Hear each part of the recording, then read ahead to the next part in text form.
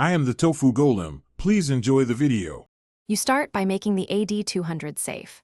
Power off, remove the battery, and wait at least 30 seconds so any residual charge bleeds off. Once done, place the unit on a clean, non-conductive surface and keep a small Phillips head and tweezers within reach. You need a replacement flash tube/modeling bulb specified for the AD200. Using the wrong part can damage the unit. Now remove the protective cap and unscrew the outer housing screws to expose the bulb assembly. Be deliberate and steady with each turn. You now extract the old tube. Unclip any retainers and slide the flash tube straight out using tweezers without twisting. The orientation matters because pins must align.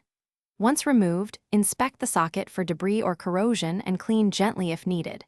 When inserting the new unit, do not touch the glass with bare fingers. Oils cause hot spots, so use gloves or tissue.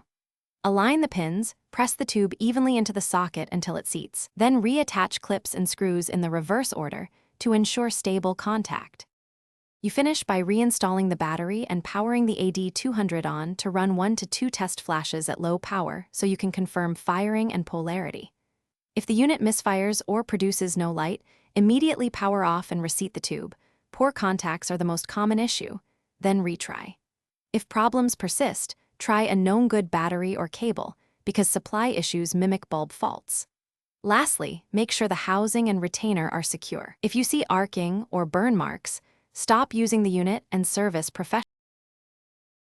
Thanks for watching. Consider subscribing if we helped you today.